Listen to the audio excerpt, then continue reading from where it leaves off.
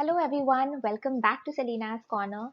So today I'll be discussing MCQs based on B.Ed Course 205, and this video has MCQs based on Units 2, 3 and 4 because as I discussed in the earlier video, Unit 1 is a really lengthy unit and there are lots of facts and events over there. But Units 2, 3 and 4 are more of a practical knowledge based units. So if you just read through your notes, I am sure you will be able to answer all the questions. But still, to help you and to guide you a little as to what kind of questions can be framed, I have made this video. So go ahead, watch it and learn.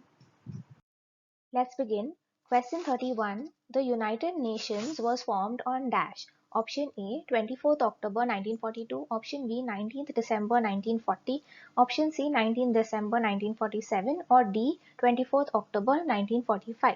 Correct answer is option D 24th October 1945. Question 32. Which of the following is not a function of the UN? Option A. Sanctions and military action. Option B.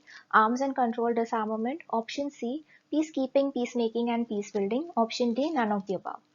Now option A. Sanctions and military action is a function because whoever subscribes to the UN Charter, they have to undertake that they are going to keep their armed forces and facilities ready for any kind of military sanction against people who disturb peace or they are creating war-like situations and stuff. Okay, so option A is a function. Option B, that is arms control and disarmament. So UN has been trying to eliminate all these weapons of mass destruction, and it has even made treaties with various member countries where there is ban on nuclear testing and other chemical weapons and such. So it keeps the weapons of destruction under control, and so this is one of the functions. Third is peacekeeping, peacemaking, peace building. This is an obvious function. So we will say none of these is not a function of the UN. Question 33. Was India a member of the UN from the beginning or it joined later? Option A, member from beginning. Option B, joined later. Option C, was a member but left in the first year and later rejoined. Option D, joined after 9 years of its establishment. The correct answer is member from beginning. There were 51 countries that had signed the charter in 1945 when the UN was made. So India was one of the founding members. So besides 50 other countries, India was one of the members right from the beginning. Question 34. Which country is the largest democracy in the world? China, India, USA or Russia? Correct answer is India. Question 35. Which sovereign country has the longest written constitution in the world? Option A Pakistan, option B UK, option C India, option D USA. Correct answer is again option C India. Question 36. Application of history in various fields of life for benefit to present as well as future times is known as dash. Option A applied history, option B application of history, option C usage of history or option D just plain simple history. Correct answer is option A applied history. I will not be covering the topics of preamble and constitution in this video because we have already discussed it in the previous videos. Okay, so all the others we have covered. Question 37. Applied history is also known as dash. Practice history, theoretic history, public history or private history. Correct answer is option C, public history. Question 38. Newspaper, radio, television, etc. are examples of dash. Communication, electronic devices, mass media, none of the above. Correct answer would be mass media. Question 39. Why does a country need a constitution? Option A. It lays down the fundamental nature of our society. Yes. Option B. It saves us from our own and others' whims and fancies. Also yes, because suppose there's some political figure who suddenly decides one day that tomorrow onwards we are going to follow so and so rule. If this rule it goes against the constitutional values, then it's not going to happen, right? Same with us. If someday we just lose our brain and we decide to do something that goes against the constitutional values, these values are there to protect us, isn't it? So if we go against those values, we also are stopped. So we can't even harm ourselves, nor can others harm our values. That is why a constitution is really important. And option C defines the nature of a country's political system. That is also correct. So our answer would be option D, all of the above are needs of a constitution.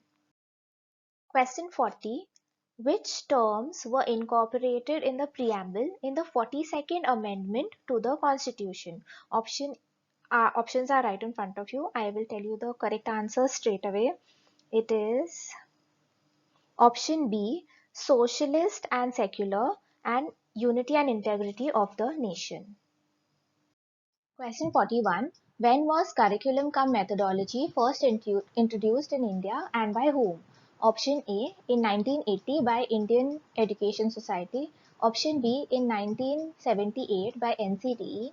Option C, in 1986 by NCERT. Or option D, in 2000 by ICTE. Correct answer is NCTE first published teacher education curriculum, a framework, in the year 1978, and in this CCM was first introduced. So, question 42. To comprehend the relationship between curriculum and syllabus is an objective of CCM. True, false, I don't know, no answer. So the correct answer is true, option A.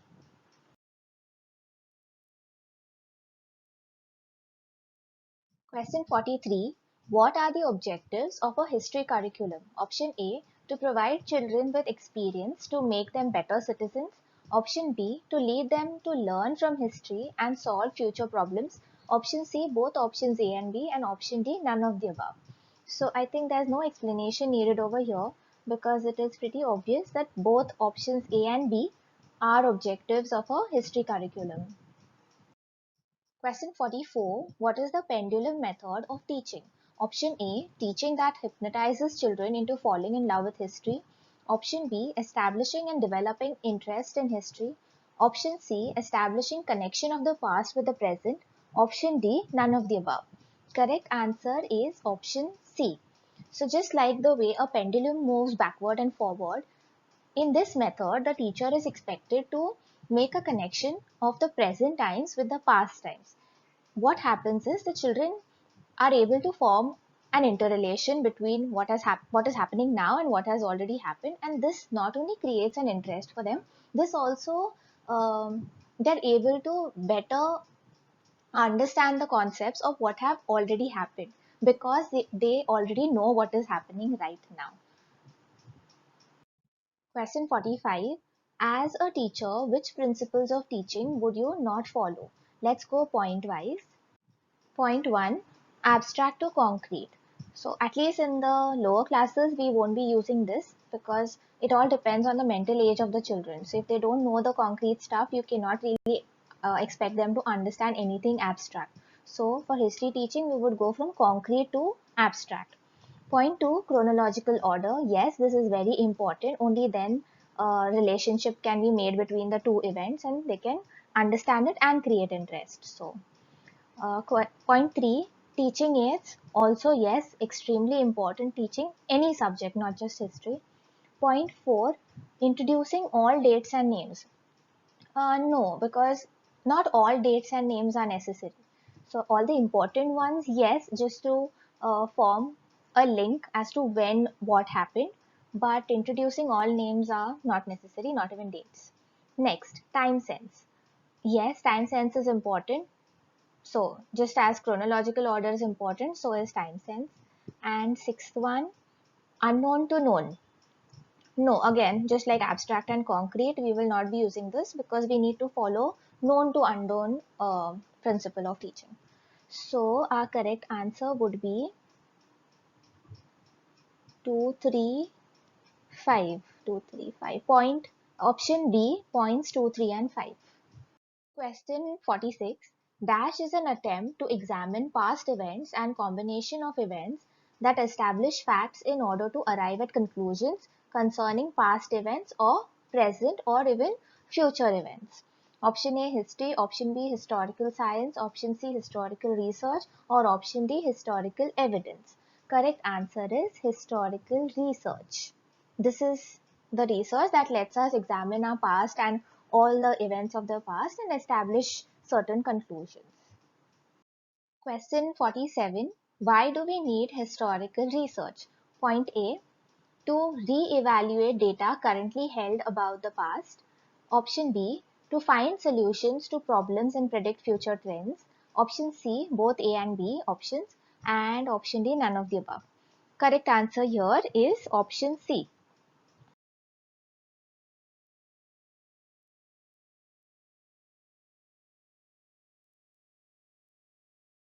Question 48. What is not a disadvantage of historical research? Option A. No guarantee of accurate data. Option B. Not scientific method. Option C. Cannot replicate the samples. Or option D. Usage of principle of probability. So out of the four, option D is not a disadvantage. In fact, it's an advantage because historical data, we don't have data of each and every small thing that happened in an event. So what the historical researcher does is between two events, whatever gap is there, he tries to fill it with the most probable happening. And this way, the research is completed. So this is actually an advantage to historical research because otherwise it will never get completed, as unlike a scientific research, you cannot experiment and change samples and stuff, isn't it? And hence this is an advantage. Question 49. Teaching a lesson on freedom movement of India after celebration of Independence Day is following of which maxim of teaching history? Option A, near to far. Option B, particular to general. Option C, known to unknown. Or option D, psychological to logical. So correct answer would be option C, because they now know about Independence Day and they have heard about people who have fought for India's freedom. Plus they see what is happening in the skits and celebration events that happen. And then from there you can take them back into history, stating what all happened and why we needed independence and how we fought and went about it and stuff. Question 50. Who gave this definition of CCM? Content cum methodology clearly means that there will be a meaningful integration of the content and method in terms of observable skills developed in the student teacher. Option A, NCERT. Option B, NCTE. Option C, Matthew Coleridge. Or option D, Hannah Thatcher. Correct answer is option A, NCERT. Question 51. Who has given the following definition?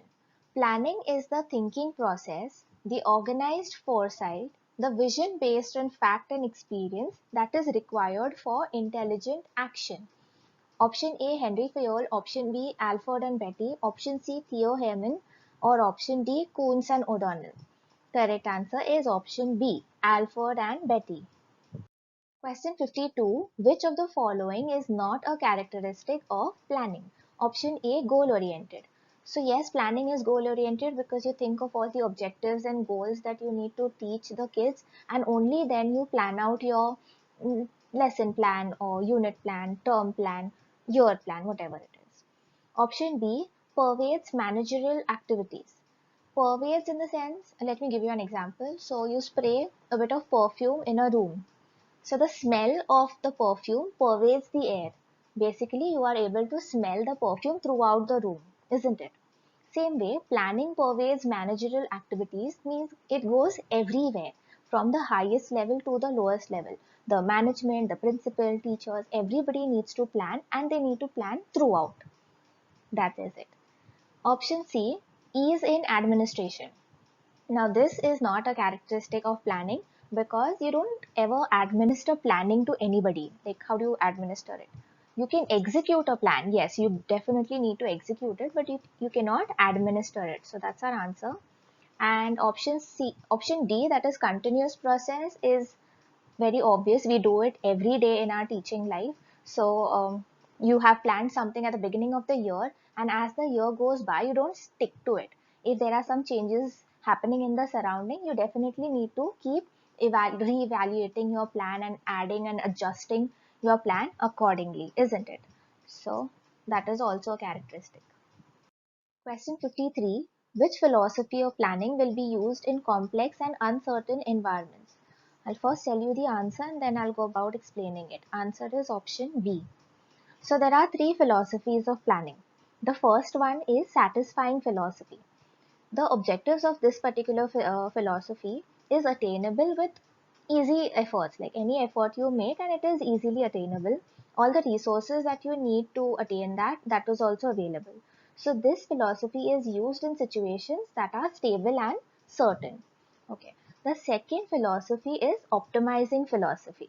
Now over here, the planners need better results, better than satisfying philosophy can give them. And so they introduce new techniques to fulfill that mission. And hence they can face certain resistance from people and such. So this particular approach is suitable in situations that is uncertain and it is there is a bit of complexity in it. So that is why this is our answer. Then the third philosophy is adaptivizing philosophy. So in this philosophy, the philosophers try to change the system so much that it does not only adapt to the environmental changes, but it also influences the environment through the innovative and creative works. So that is adaptivizing philosophy. Question 54. As a teacher, how can you begin a new unit of history teaching? Point 1, playing a game. Point 2, reading a chapter out of the textbook. Point 3, showing a video. Or point 4, field visit. So out of this, point 1, 3 and 4 are activities that are really engaging. You show a video, you play a game that is based on the lesson, or you take them for a field visit, you show them that area, location, or tools, and the children are really interested and they want to know more.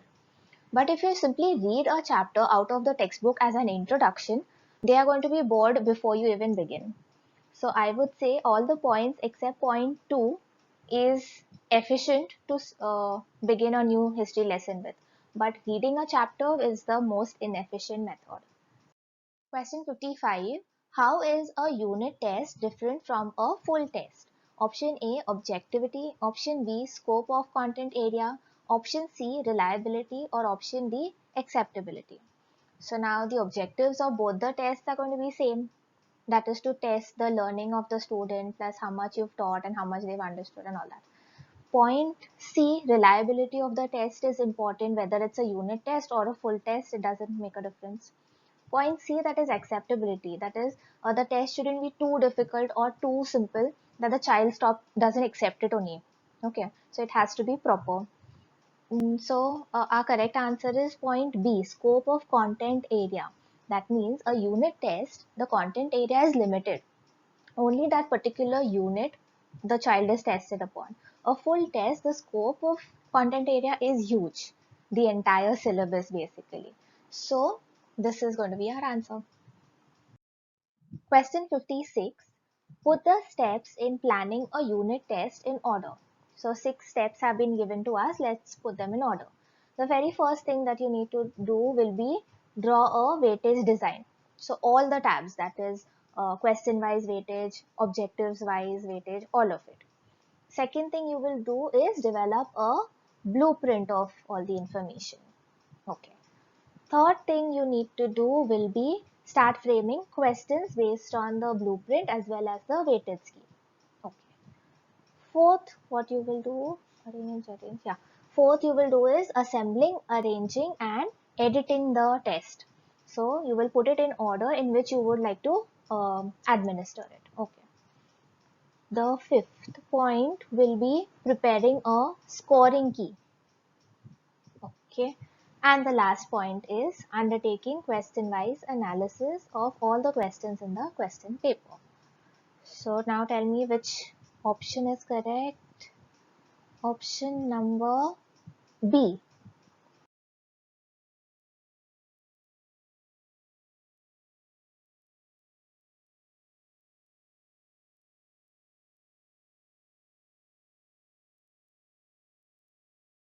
Question 57. The following image is of which kind of table? So if you look at the first column, it shows knowledge, understanding, expression. These are the objectives of teaching. So they need to gain knowledge, they need to understand it, and they need to be able to express it. So this is an objectives weightage table.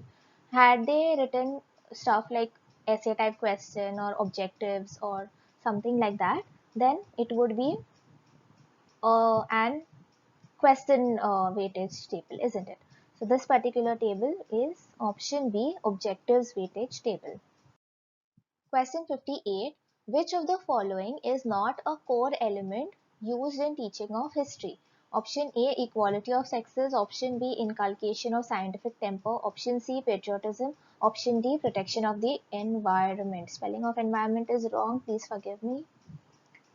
Okay, so the correct answer is option C, patriotism, because patriotism is one of the values that you would like to inculcate in the child through teaching of history. Question 59. A test that locates possible educational difficulties and might reveal their causes is called dash.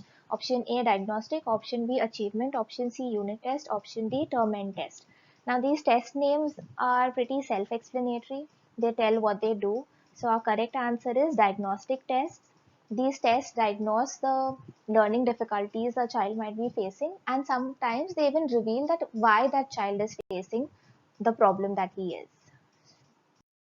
Question 60. Dash are abilities for adaptive and positive behavior that enables individuals to deal effectively with the demands and challenges of everyday life.